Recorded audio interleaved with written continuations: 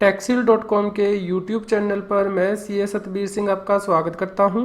Regular update के लिए आप हमारे चैनल को सब्सक्राइब करें, नोटिफिकेशन बेल को प्रेस करना ना भूलें ताकि जैसे ही हम कोई नया अपडेट डालें आपके पास इमीडिएटली यह अपडेट पहुंच जाए। इस जीएसटी न्यूज़ के अंदर हम लोग डिस्कस करेंगे कि यदि कोई व्यक्ति रेस्टोरेंट की सर्विस देता है तो क्या उसी जीएसटी एक्ट के अंतर्गत यह ऑप्शन है कि वो 5% से जीएसटी पे करे और इनपुट टैक्स कैटेगरी को क्लेम ना करे, या फिर 18% से जीएसटी पे करे और इनपुट टैक्स कैटेगरी को क्लेम करे। इसके लिए आप authority for advance ruling Karnataka की जजमेंट को रेफर कर सकते हैं, जो कि कॉफ़ी डे ग्लोबल लिमिटेड के केस में इशू की गई है, जिसमें कि एप्लीकेंट का ये मानना था कि जीएसटी एक्ट में कहा गया है कि आप 5% जीएसटी पे कर सकते हैं रेस्टोरेंट की सर्विस में, और उस केस में आप इनपुट टैक्स कैटेगरी को क्लेम नहीं कर सकते। लेकिन इसके साथ ही यह ऑप्शन भी दी गई है कि आप 18% जीएसटी भी पे कर सकते हैं और इनपुट टैक्स कैटेगरी को क्लेम कर सकते हैं। यदि आप notification number 11/2017 central tax rate को देखते हैं तो वहाँ पे एंट्री नंबर 7 दी गई है, जो कि यह कहती है कि यदि आप रेस्टोरेंट में कोई फूड की सर्विस देते हैं, फूड सप्लाई करते हैं, तो उस केस में 2.5% CGST और 2.5% SGST पे करना होगा, या फिर 5% IGST।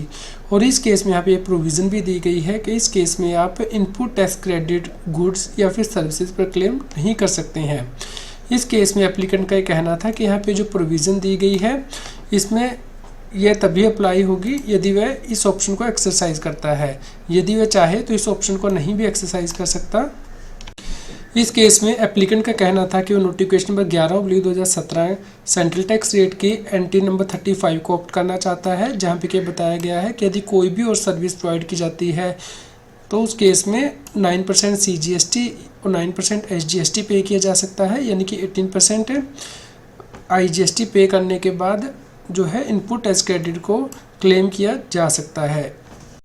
इस केस में अथॉरिटी फॉर एडवांस रूलिंग ने नोटिफिकेशन नंबर 11/2017 में जो एंट्री नंबर 7 दी गई है इसके नीचे एक्सप्लेनेशन को रेफ़र किया, जिसमें कि ये क्लियरली मेंशन किया गया है कि यदि सर्विस रेस्टोरेंट सर्विस प्रोवाइडर के द्वारा प्रोवाइड की जाती है तो उस केस में 2.5% CGST चार्ज किया जाएगा और 2.5% SGST, और कोई इनपुट टैक्स क्रेडिट जो है वो क्लेम नहीं किया जा सकता है। यहाँ पे वर्ड शैल यूज़ किया गया है। इसके साथ ही अथॉरिटी फॉर एडवांस रूलिंग ने सेक्शन 16 को भी रेफ़र किया, जिसमें कि कहा गया है कि हर रजिस्टर्ड व्यक्ति इनपुट टैक्स कैटेगरी को क्लेम कर सकता है, लेकिन सरकार वहां पे कंडीशंस और रिस्ट्रिक्शंस लगा सकती है।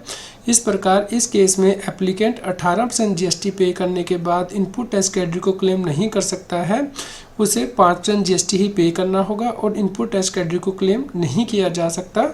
इस जजमेंट का लिंक इस जीएसटी न्यूज़ की वीडियो डिस्क्रिप्शन में भी दिया गया है।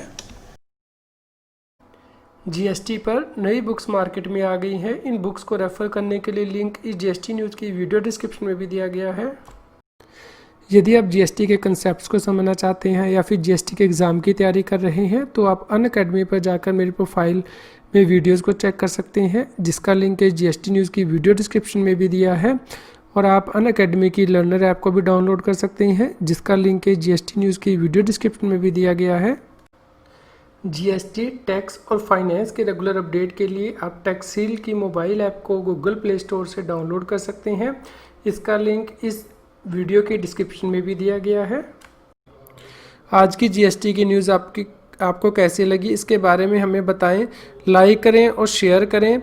जितना अधिक आप लाइक करते हैं और शेयर करते हैं उतनी ही अधिक हमें प्रेरणा मिलती है कि हम और भी अधिक अच्छी जीएसटी की न्यूज़ आप तक पहुँचा पाएँ। यदि आप जीएसटी से रिलेटेड रेगुलर अपडेट्स अपनी ईमेल आईडी पर मंगवाना चाहते हैं तो आप हमारे न्यूज़लेटर को सब्सक्राइब कर सकते हैं, जिसका लिंक इस जीएसटी न्यूज़ की वीडियो डिस्क्रिप्शन में भी दिया गया है। यदि आप हमारी प्रीवियस जीएसटी न्यूज़ को सुनना चाहते हैं तो आप हमारे चैनल की प्लेलिस्ट को रेफ़र कर सकते हैं।